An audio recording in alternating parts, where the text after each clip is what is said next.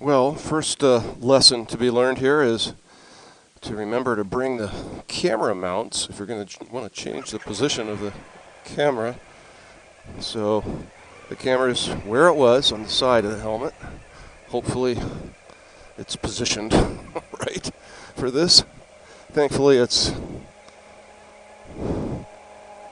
just memory.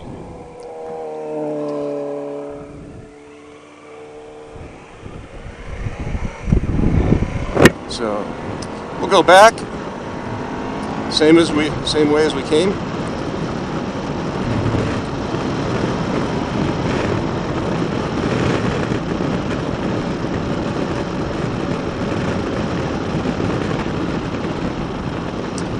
And we'll do it the opposite direction. Oh, gotta stand up, stretch the air out a little bit here. When I left the house, the bike thermometer was reading, well, it's 101 right now.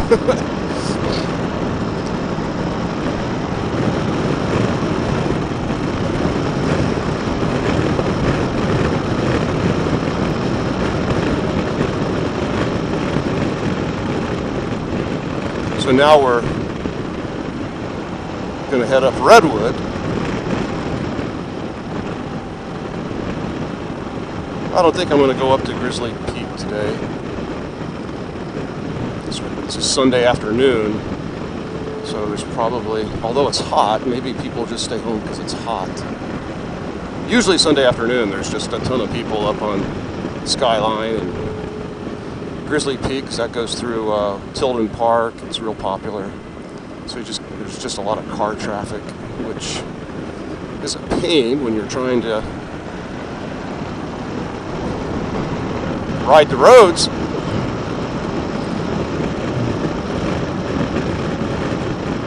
Because the roads are pretty curvy, which means it's really hard to pass. You have to wait until somebody pulls over for you. And a lot of people don't.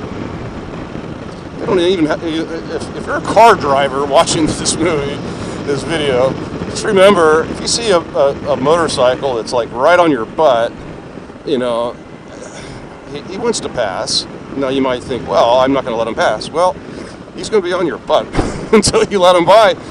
It's real easy. Just pull over to the right, and you know most motorcycles will be past you in about probably 2 seconds or less, and you won't even lose any time on your trip because you don't have to pull off. You don't have to pull off the road and stop. Just pull over to the right like that car did earlier.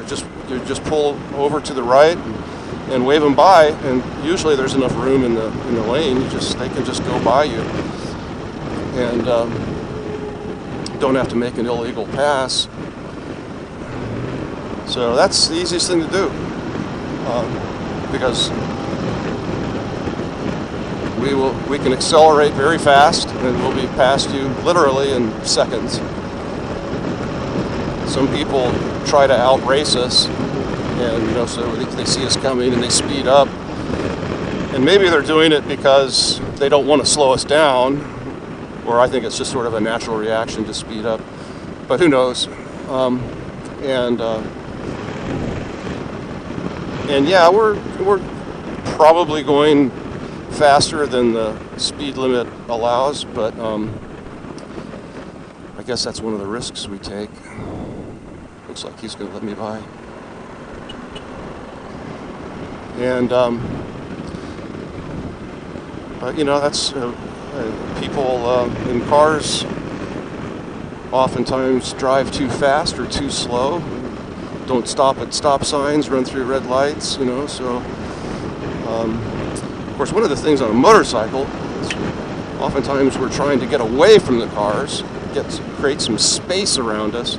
So in the city we'll do that, we'll filter. In California we're allowed to do this anyway, filter up between the cars at stoplights, and then we can get into clear space when it turns green, because it's safer in clear space than when there's cars around, because cars oftentimes don't see motorcycles because they're not looking for them. So they'll check their mirrors or whatever, if they check their mirrors, and they make a lane change, or they don't see us. And it's amazing the percentage of motorcycle accidents that are where it's the motorcycle gets rear-ended at a traffic light, or even in moving traffic, because the car just didn't see them, because they're not looking for motorcycles, they're looking for cars. And motorcycles have obviously a very different profile than cars, and so even if they do see them, it's really hard for somebody to judge the speed of a motorcycle, because it's just got a different profile.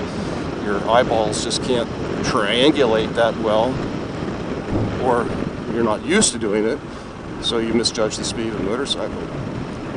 And people say, well, you were speeding. Well, maybe not.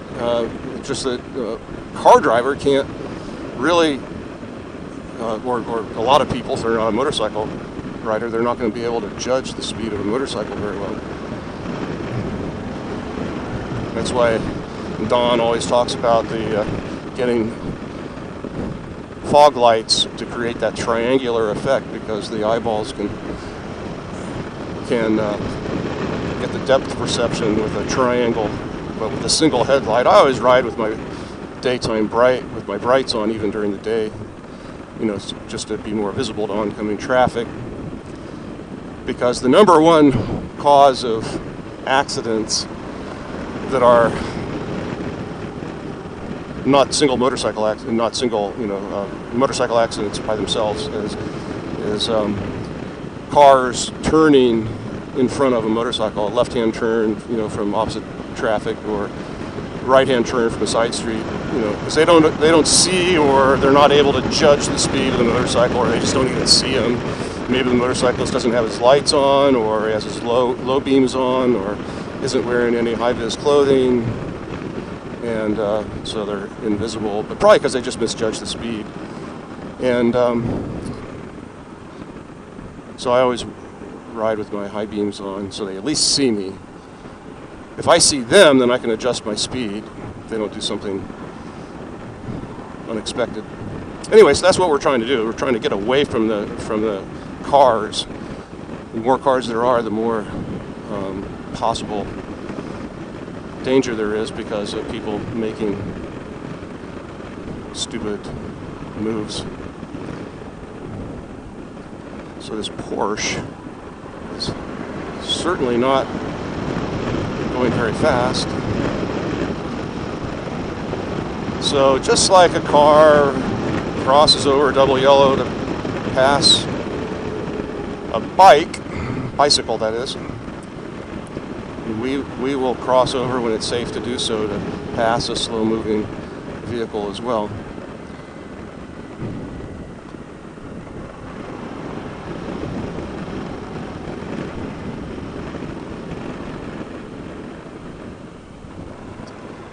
It's feels really slick for some reason. It feels like my back tire is sliding.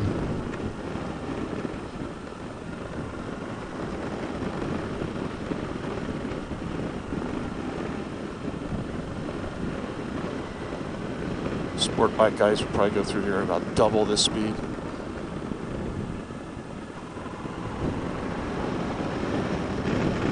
Cruisers about half the speed.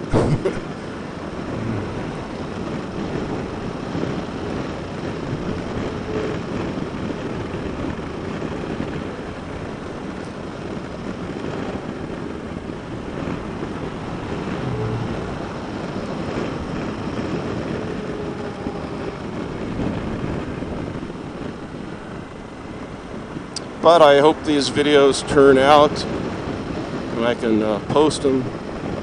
They're probably going to turn out to be junk, and I'm going to end up throwing them away, or certainly not making them public.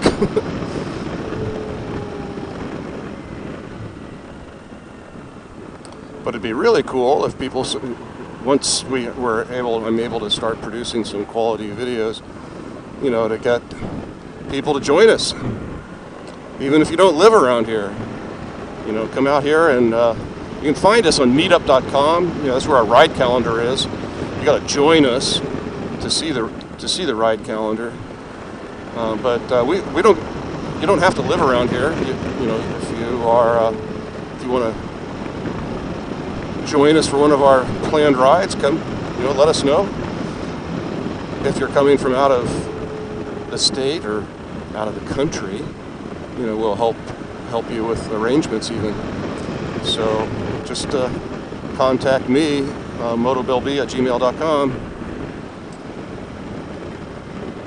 We go up to Northern California, we go up in the Sierras, we go to Death Valley, go to Yosemite. Yosemite's got a lot of people though, but there's some excellent roads, beautiful scenery in the Sierras. Highway 1 is north of here. Highway 1 is nice. So now we're on Pinehurst.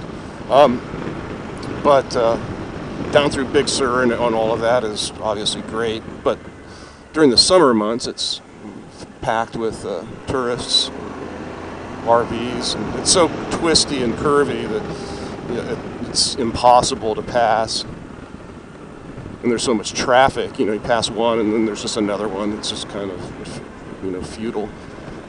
So, but north of here, farther north from San Francisco, as you get the less traffic there is, and it's gorgeous.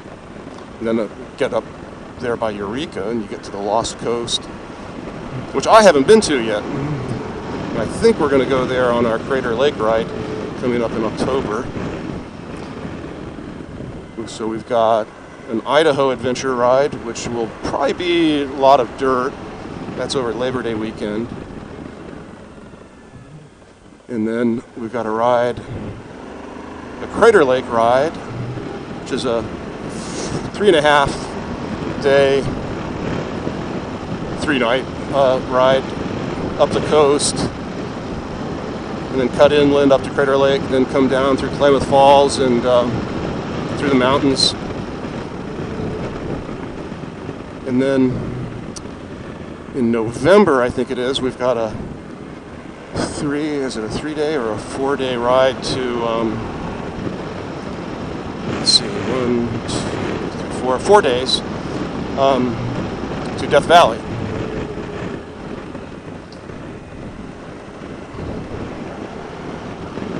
Death Valley's cool. Well, not cool temperature-wise, but just an awesome place.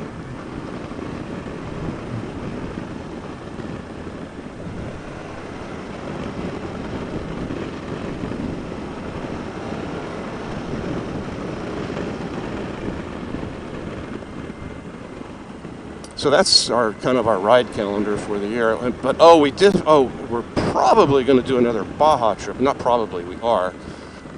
We don't have it firmly on the calendar yet, but we've been talking about doing it over New Year's week. Probably make it a 2-week trip if we can.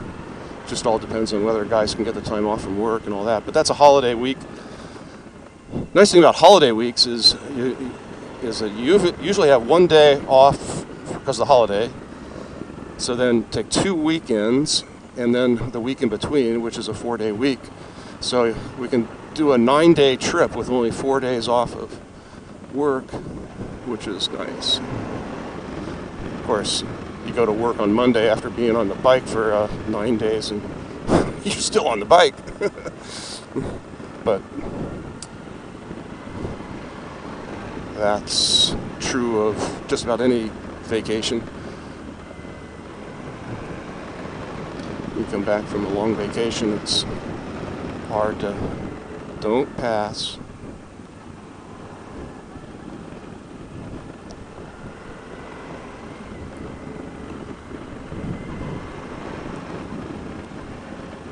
It's the first time I've seen a motorcycle cop up here. Just make sure he's not following me.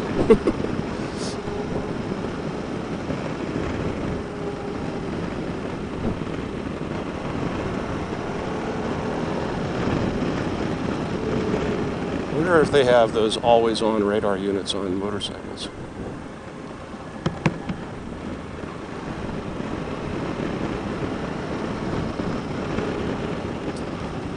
So I tapped the top of my head to let those guys know there's a cop up ahead. Although,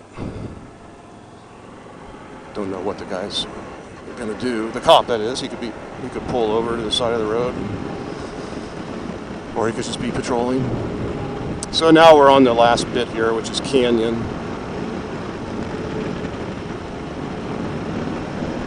And this is not very twisty. Bumpy, probably the roughest of the three roads. It's kind of messed up right in through this section here.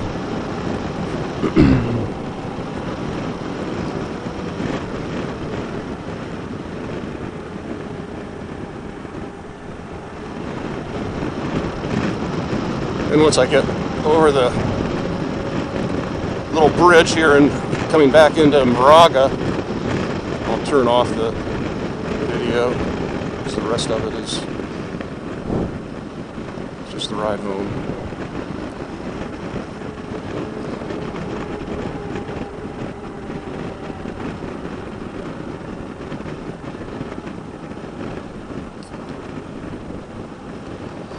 So that's the end of our practice run. Got a good run in, down and back. And as our friend Eric likes to say, just out hauling ass and burning gas. That was fun.